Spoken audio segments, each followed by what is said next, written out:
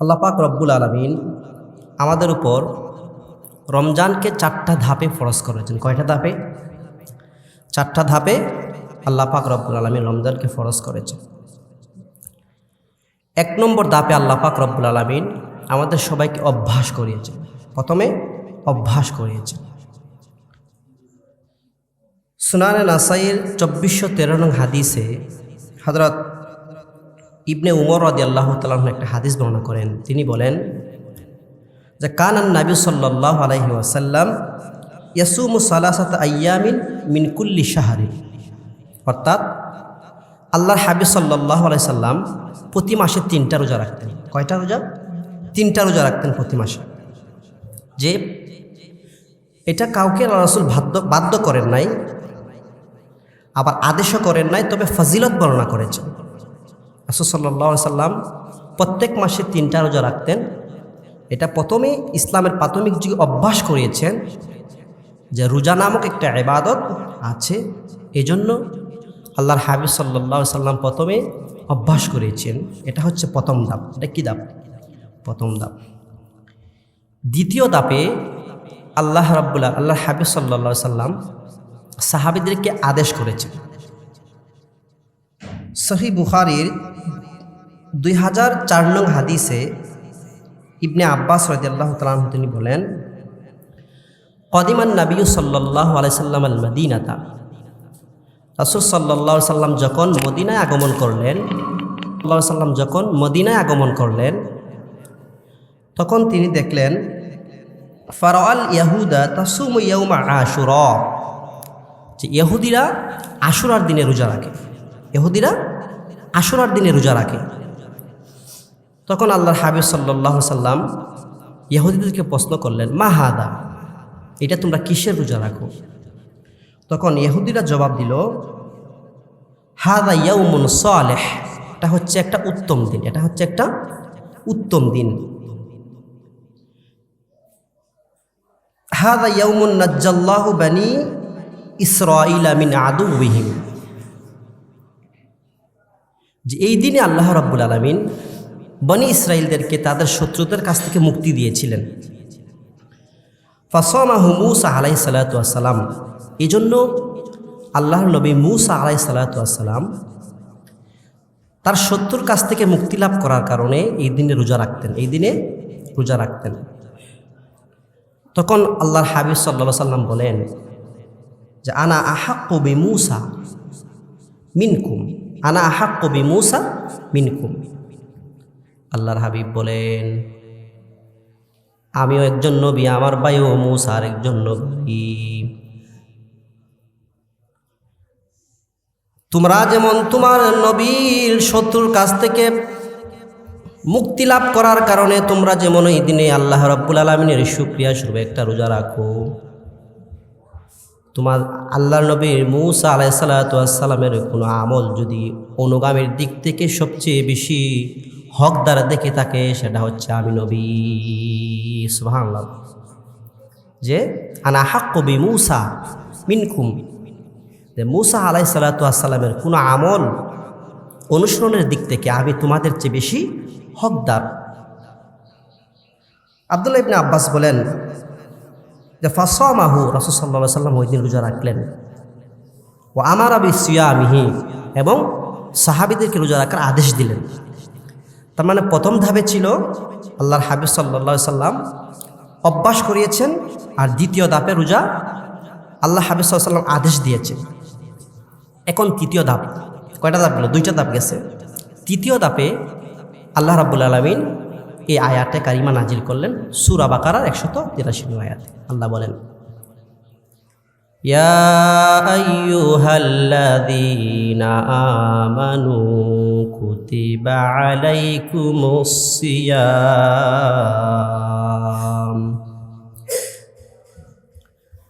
আল্লাহ রাব্বুল আলামিন বলেন, ওহে ঈমানদারেরা, তোমাদের উপর আল্লাহ রাব্বুল আলামিন রোজাকে ফরজ করেছেন। এটা নতুন কোনো বিধান নয় যে আল্লাহ রাব্বুল আলামিন তোমাদের উপর চাপিয়ে দিয়েছেন, এটা নতুন কোনো বিধান না।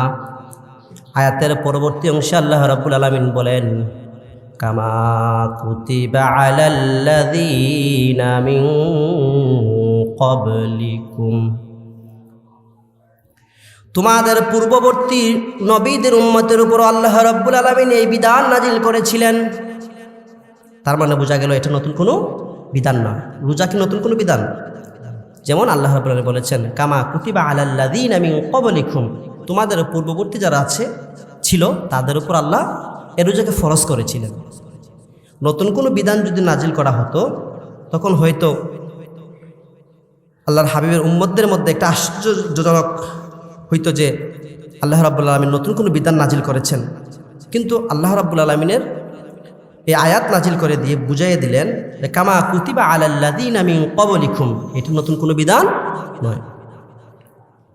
এরপর আল্লাহ রাব্বুল আলামিন বলেন লাআল্লাকুম তাত্তাকুন, এই জায়গা থেকে বুঝলাম এটা হচ্ছে মুমিন যারা মুত্তাকি হতে চায়, মুত্তাকিদের একটা বৈশিষ্ট্য হচ্ছে তারা রোজা আদায় করে। মুত্তাকিদের একটা বৈশিষ্ট্য হচ্ছে রোজা আদায় করে, রোজা পালন করে, সিয়াম পালন করে। তো এটা হচ্ছে তৃতীয় ধাপ। এখন এটা তৃতীয় ধাপ হইল কেন? যেহেতু রোজা ফরজ করে দিয়েছেনই, রোজা যদি ফরজ করে দেওয়া হয় এটা তৃতীয় ধাপ হয় কেমন? এটা তৃতীয় ধাপ হওয়ার একটা কারণ হচ্ছে যখন রোজার বিধান প্রথম নাজিল হয় তখন যারা সম্পদশালী ছিল তাদের জন্য একটা ছাড় ছিল যে যারা রোজা রাখতে পারে না তারা ফিদিয়া দিয়ে দিলে রোজা আদায় হয়ে যেত। আল্লাহ পাক রব্বুল আলামিন কুরআনুল কারিমে বলেন وعلى الذين يطيقونه فدية طعام مسكين। আল্লাহ রাব্বুল আলামিন বলেন যারা সামর্থ্যবান তারা যদি রোজা রাখতে না পারে, আল্লাহ রাব্বুল আলামিন বলেন যারা সামর্থ্যবান তারা যদি রোজা রাখতে না পারে তাহলে ফিদিয়া দিয়ে দিলে রোজাটা আদায় হয়ে যাবে। এটা ছিল প্রথম যুগের বিধান। তখন এই জন্য এটা বলেছি তৃতীয় ধাপ। আর চতুর্থ ধাপে আল্লাহ রাব্বুল আলামিন পরে আবার একটা আয়াত নাজিল করলেন। আল্লাহ বলেন ফামান শাহিদা মিনকুমুশ শাহরা ফালইয়াসুম, আল্লাহ তখন এই আয়াত নাজিল করলেন যে তোমাদের মধ্য থেকে যারা এই মাসটা পাবে তারা যেন রোজা রাখে। এটা হচ্ছে চতুর্থ ধাপ। এটা কত নম্বর ধাপ? এটা হচ্ছে চতুর্থ ধাপ। যে চতুর্থ ধাপে আল্লাহ রাব্বুল আলামিন ওই আগের আয়াতটাকে রহিত করে দিলেন।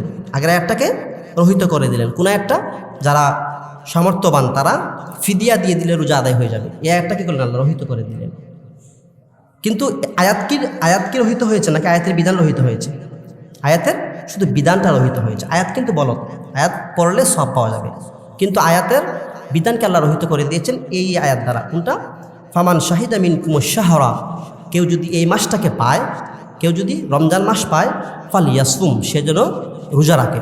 এখন কেউ যদি সামর্থ্যবান হয় তাকেও রোজা রাখতে হবে, কেউ সামর্থ্যবান না তাকেও রোজা রাখতে হবে। সামর্থ্যবান ব্যক্তিও যদি রোজা না রাখে ফিদিয়া দিয়ে দেয় তাহলে রোজা আদায় হবে? রোজা আদায় হবে না। আবার যার সামর্থ্য নাই তাকে তো অবশ্যই রোজা রাখতে হবে। আরবিতে এটাকে বলা হয় নাসেহ ওয়াল মানসুখ। নাসেখ ওয়াল মানসুখ, যে এই জিনিসটা বোঝা দরকার নাই আপনাদের। যেটা বলতেছিলাম, এই চারটা ধাপে আল্লাহ রাব্বুল আলামিন রোজাকে ফরজ করেছেন। প্রথম ধাপে আল্লাহ অভ্যাস করিয়েছেন। দ্বিতীয় ধাপে আল্লাহর হাবিব সাল্লাল্লাহু আলাইহি সাল্লাম আদেশ দিয়েছেন। আর তৃতীয় ধাপে আয়াত নাজিল করেছেন। কিন্তু আয়াত নাজিল করার পরে যারা সামর্থ্যবান ছিল তাদেরকে ছাড় দিয়েছিলেন। আর চতুর্থ ধাপে কোনো ছাড় নাই। চতুর্থ ধাপে বলেছেন যারা সামর্থ্যবান অথবা সামর্থ্যবান না সবার জন্য আল্লাহ রাব্বুল আলামিন রোজাকে ফরজ করে দিয়েছেন। এই চারটা ধাপে আল্লাহ রাব্বুল আলামিন রমজানের রোজাকে ফরজ করেছেন।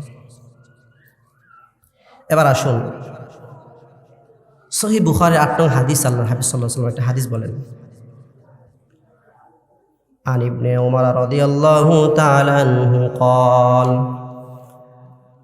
قال رسول الله صلى الله عليه وسلم بني الاسلام على خمس। আল্লাহর হাবিব বলেন ইসলামের ভিত্তি হচ্ছে 5টা বিষয়ের উপর। কয়টা বিষয়ের উপর? 5টা বিষয়ের উপর ইসলামের ভিত্তি। আল্লাহর হাবিব বলেন বুনিয়াল ইসলাম আলা খামসিন, ইসলামের ভিত্তি হচ্ছে 5টা বিষয়ের উপর। 1 নম্বর আল্লাহর হাবিব বলেন শাহাদাতি আল্লাহ ইলাহা ইল্লাল্লাহু ওয়া আন্না মুহাম্মাদান রাসূলুল্লাহ। আল্লাহর হাবিব বলেন 1 নম্বর হচ্ছে সাক্ষী দেওয়া আল্লাহ ছাড়া কোনো মাবুদ নাই। এটা হচ্ছে কয় নম্বর? 1 নম্বর। 2 নম্বর আল্লাহর হাবিব বলেন ওয়া ইকামিস সালাত। ইসলামের দ্বিতীয় ভিত্তি হচ্ছে ইকামিস সালাত, সালাত আদায় করা। 3 নম্বর আল্লাহর হাবিব বলেন ওয়া ইতাইজ যাকাত। ইসলামের 3 নম্বর ভিত্তি হচ্ছে যাকাত দেওয়া। 4 নম্বর আল্লাহর হাবিব বলেন ওয়াল হাজ্জি, এবং হজ করা। 5 নম্বর আল্লাহর হাবিব বলেন ওয়া সাওমি রমাদান, রমজানের রোজাটা আদায় করা। অর্থাৎ 3টা হচ্ছে সবার জন্য, আর 2টা হচ্ছে অর্থাৎ হজ এবং যাকাত, এটা যারা সামর্থ্যবান তাদের উপর, আর 3টা কি সবার জন্য। আল্লাহ পাক আমাদের সবাইকে সামর্থ্যবান বানিয়ে দেয়, শুকরিয়া আল্লাহুম্মা আমিন। তার মানে এখানেও পাইলাম ইসলামের ভিত্তির মধ্যে একটা কি আছে? রমজান আছেন, রমজান আছে তো। আল্লাহর হাবিব সাল্লাল্লাহু আলাইহি সাল্লাম বলেন সুমু লিরুয়াতিহি, তোমরা চাঁদ দেখে রোজা রাখবে। অর্থাৎ যখন চাঁদ দেখবে তখনই রোজা রাখবে। আমাদের মধ্যে আমলটা আছে এখন? আমলটা কিন্তু নাই। আমরা সবাই এখন ইউটিউবের মানে মিডিয়ার উপর নির্ভরযোগ্য হয়ে গেছে, ঠিক না? যে কখন খবরটা আসবে, কখন ফেসবুকে দেখবো, তখন আমরা রোজা রাখবো, এটা আমরা নির্দেশন হয়ে গেছি না? কিন্তু ছোটোবেলায় দেখতাম তারা এই শাবানের 29তম দিনে অথবা 30তম দিনে সবাই কিন্তু চাঁদ তালাশ করতে যায়, করতো না? কিন্তু আমরা এখন কেউ চাঁদ তালাশ করি না। করি কেউ তালাশ করি, কেউ কিন্তু তালাশ করি না। আজকের থেকে আমলটা করবেন ইনশাআল্লাহ। বলেন এই ইসলামের এই শেয়ারটা সবাই আমল করার প্রয়োজন না? এই আমলটা কিন্তু আমরা সবাই করবো ইনশাআল্লাহ। বলি যে আগামীকাল, আজকে তো আপনার 28 তারিখ শাবানের, না? কালকে 29 তারিখ। তো কালকে থেকে আমরা সন্তান করবো। আকাশে যদি মেঘাচ্ছন্ন হয়, কালকে যদি না হয় পরশু দিন গিয়ে দেখবো চাঁদ দেখা যায় কিনা। চাঁদ কোন দিকে ওঠে? পশ্চিম আকাশে না? সবাই চাঁদ তালাশ করবো ইনশাআল্লাহ। বলি আল্লাহর হাবিব বলেন সুমু লিরুয়াতিহি ওয়া আফতিরু লিরুয়াতিহি, তোমরা চাঁদ দেখে রোজা রাখো এবং চাঁদ দেখে ইফতার করো। আমলটা করার দরকার আছে না নাই? আল্লাহর হাবিবের পরে বলেন যে চাঁদ দেখে আমল করবা, চাঁদ দেখে রোজা রাখবা। আর চাঁদ যদি দেখা না যায়, 29 তারিখে যদি চাঁদ দেখা না যায়, তাহলে 30 তারিখে চাঁদ অন্বেষণ করবা। 29 তারিখে যদি দেখা না যায়, 30 তারিখে চাঁদ অন্বেষণ করা। আল্লাহর নবীর একজন সাহাবী ছিলেন, যারা কৃষক মানুষ, দেখবেন যারা কৃষক মানুষ মাঠে কিন্তু সারাদিন রোজা রাখে। সারাদিন রোজা রাখলে এমনিতেই রোজা ছাড়াই যদি কেউ মাঠে কাজ করে বা জমিতে কাজ করে তখন অনেক কষ্ট হয় না? তো আল্লাহর নবীর একজন সাহাবী ছিলেন, তিনি সারাদিন রোজা রাখছেন। সারাদিন রোজা রাখার পরে তিনি ইফতার করতে আসছেন। আগে সাহাবীদের ইসলামের প্রাথমিক যুগে একটা বিধান ছিল, যদি ধরেন আজকে সারাদিন রোজা ছিলাম আমি, কিন্তু কেউ যদি ইফতার না করে ঘুমিয়ে যায়, কিন্তু সারা রাত তার খাওয়ার সুযোগ ছিল না। মানে আজকে সারা রাত ধরেন আমি সারাদিন ধরে রোজা রাখছি, কিন্তু আজকে রাত্রিতে আমি ইফতার না করে ঘুমিয়ে গেছি, কিন্তু এই সাহাবেরা কিন্তু আর খাইতেন না। মানে আগে আর খাইতেন না, পরের দিন আবার এভাবে রোজা রাখতেন। এই ঘটনাটা কোন জায়গায় বর্ণিত হয়েছে? এই ঘটনা হচ্ছে আপনার সহিহুল বুখারী 1915 নং হাদিসে একটা হাদিস বর্ণনা আছে। আল্লাহ নবী একজন সাহাবী ছিলেন। আল্লাহ নবীর ওই সাহাবী সারাদিন রোজা রাখলেন। রোজা রাখার পরে উনার স্ত্রীর কাছে আসে বললেন, ওগো বিবি, কোনো খাবার আছে কিনা? তখন ওই সাহাবীর স্ত্রী বললেন যে আপনি একটু সময় বসেন, আমি আপনার জন্য খাবার প্রস্তুত করতেছি। আল্লাহ নবীর ওই সাহাবীর স্ত্রী খাবার প্রস্তুত করতে চলে গেলেন। আর আল্লাহর হাবিবের সাহাবী সারাদিন ক্লান্ত শরীর নিয়ে যখন বিছানায় গায়ে লিয়ে দিলেন, বিছানায় গায়ে লিয়ে দেওয়ার পরেই সঙ্গে সঙ্গে ঘুম এসে গেল। কারণ কৃষক মানুষ, সারাদিন কাজ করেছেন, শরীরটা ক্লান্ত। সারাদিন ক্লান্ত শরীর নিয়ে যখন ঘুমিয়ে পড়েছেন, তখন স্ত্রী খাবার প্রস্তুত করলেন। খাবার প্রস্তুত করার পরে আল্লাহর নবীর সাহাবীর স্ত্রী খাবার নিয়ে আসলেন। এসে দেখেন ওই সাহাবী ঘুমিয়ে পড়েছেন। তখন আল্লাহ নবীর সাহাবীর স্ত্রী এসে বলতেছেন, আহারে আপনি তো বঞ্চিত হয়ে গেছেন। তার মানে উনি ঘুমিয়ে পড়ছেন, আর এখন তো আর খাইতে পারবেন না। মানে সারাদিন রোজা ছিলেন, আবার মাঠে কাজ করেছেন, উত্তপ্ত রৌদ্রের নিচে কিন্তু কাজ করেছেন। আবার এখন যখন ঘুমিয়ে পড়ছেন, ঘুমিয়ে পড়ার পরে এই আপনার তখন তার খাওয়ার কোনো সুযোগ নেই, তো পরের দিন আবার কিন্তু সারাদিন রোজা ছিলেন। এরপরে আল্লাহ নবীর সাহাবী যখন আসমানের রুদ্রটা প্রখর হয়ে গেল, আল্লাহ নবীর সাহাবী হঠাৎ করে অজ্ঞান হয়ে পড়ে গেলেন। তখন এই ঘটনাটা আল্লাহর হাবিব সাল্লাল্লাহু সাল্লামের কাছে জানানো হলো। এই ঘটনা আল্লাহর হাবিব সাল্লাল্লাহু সাল্লামের কাছে বলার পরে আল্লাহ রাব্বুল আলামিন সঙ্গে সঙ্গে একটা আয়াত নাজিল করে দিলেন। আল্লাহ রাব্বুল আলামিন তখন আয়াতটা নাজিল করলেন, ওয়াকুলু ওয়াশরাবু হাত্তা ইয়াতাবায়্যানা লাকুমুল খায়তুল আবয়াদু মিনাল খায়তিল আসওয়াদ। আল্লাহ রাব্বুল আলামিন তখন এই বিধান নাজিল করলেন, তোমরা ওয়াকুলু, তোমরা খাও, ওয়াশরাবু, এবং তোমরা পান করো। কতক্ষণ পর্যন্ত? যতক্ষণ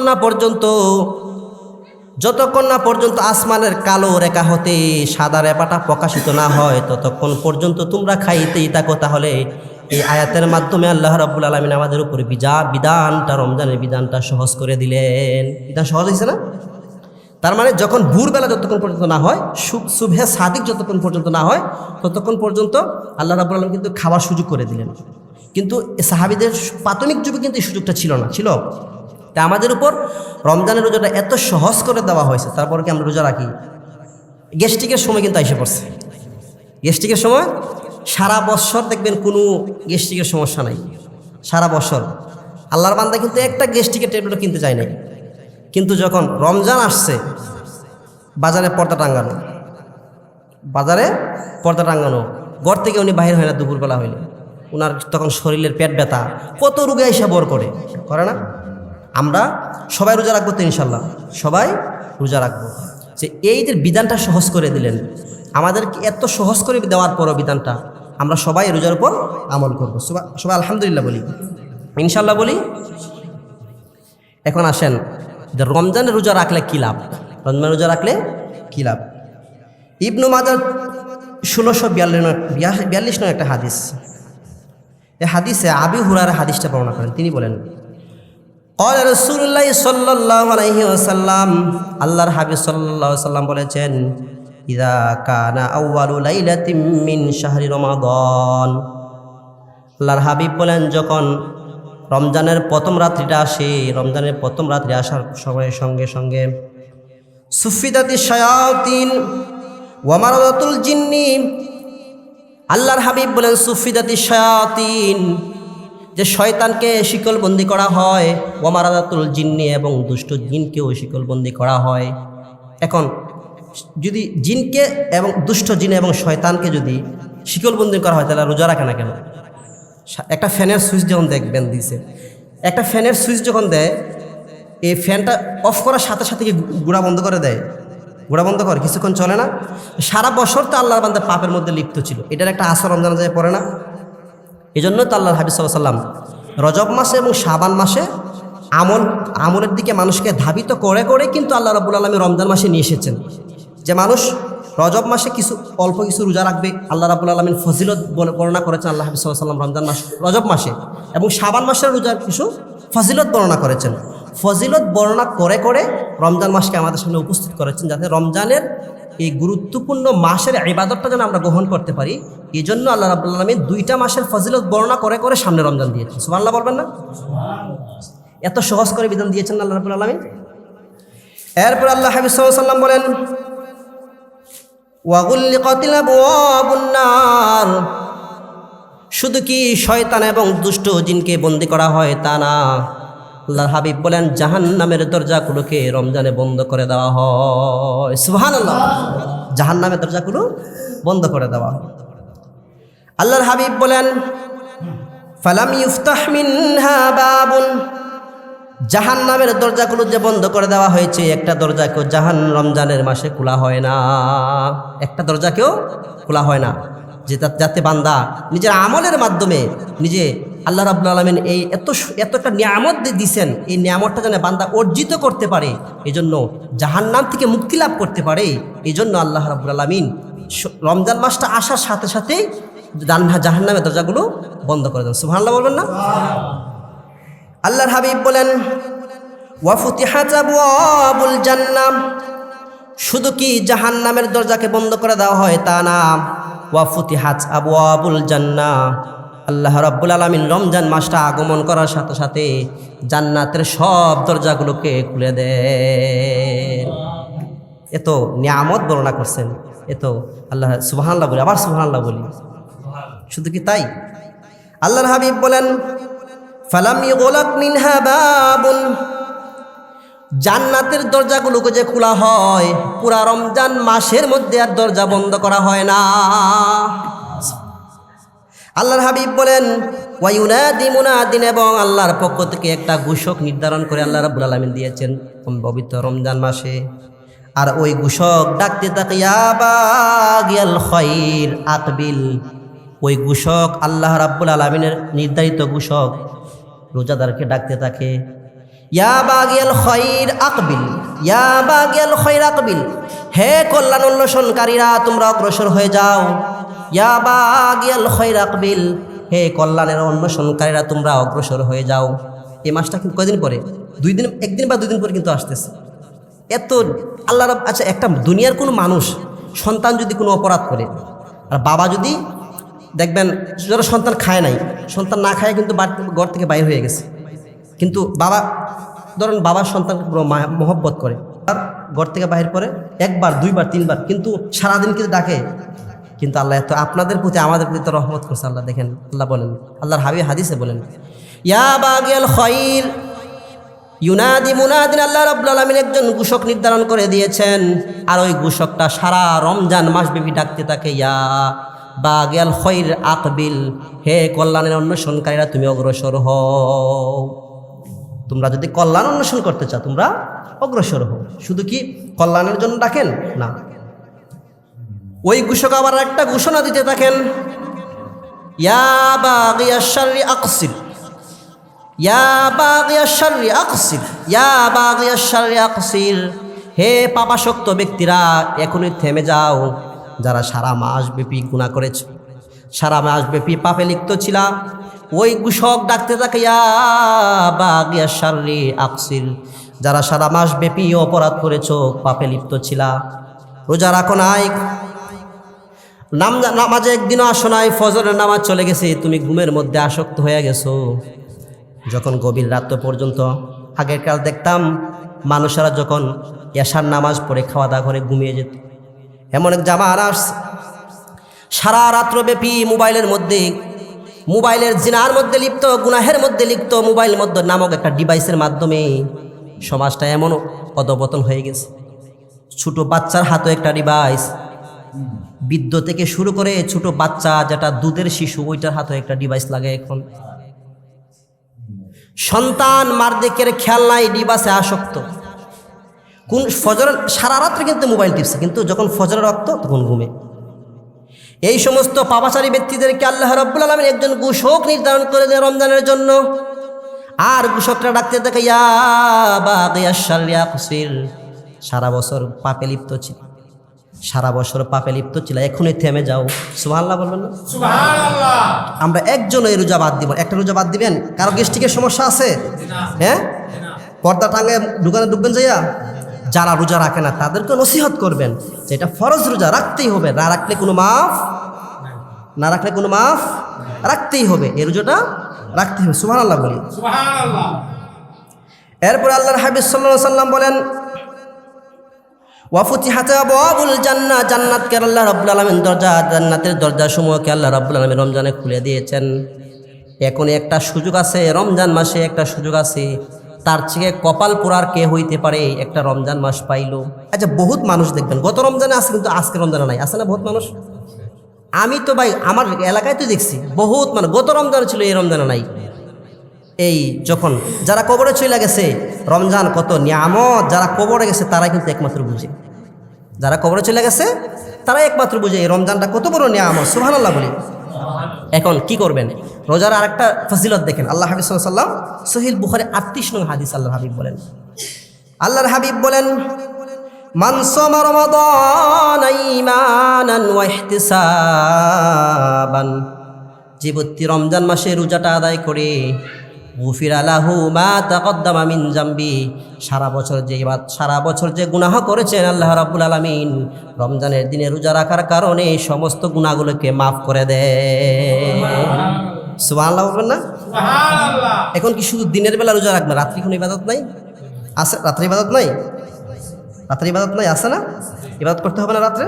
দেখেন আগের একটা হাদিস, এটা হচ্ছে 38 নং হাদিস সহিহুল বুখারী, 37 নং একটা হাদিস আল্লাহ হাবিব সাল্লাল্লাহু আলাইহি ওয়াসাল্লাম বলেন, আল্লাহর হাবিব বলেন, মান কামা রমাদান ঈমানান ওয়া ইহতিসাবান, যে ব্যক্তি রমজান মাসে রাত্রিতে দাঁড়িয়ে দাঁড়িয়ে নামাজ আদায় করে, আল্লাহর হাবিব বলেন গুফিরা লাহু মা তাকদ্দামা মিন জামবি, শুধুমাত্র দিনের বেলা রোজা রাখার কারণে যে আল্লাহ রাব্বুল আলামিন গুনাহ মাফ করেছেন তা না, সারা রাত্র ব্যাপী যে ব্যক্তি ইবাদত করে ওই ব্যক্তির গুনাহগুলোকে আল্লাহ রাব্বুল আলামিন মাফ করে দেন। সুবহানাল্লাহ। এখন কি তারাবি পড়বেন নাকি তারাবি ছাড়া?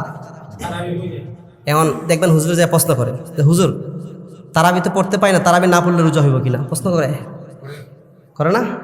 তারাবি কয় রাকাত পড়বেন আপনারা? কয় রাকাত পড়বেন? 20 রাকাত না? কেউ যদি ফতোয়া দেয় তার ফতোয়ার দাঁড়দারি আপনারা, তারাবি 20 রাকাত এটাই চূড়ান্ত, তারাবি 20 রাকাত এটাই চূড়ান্ত। আমরা কয় রাকাত পড়বো? 8 রাকাত না 20 রাকাত?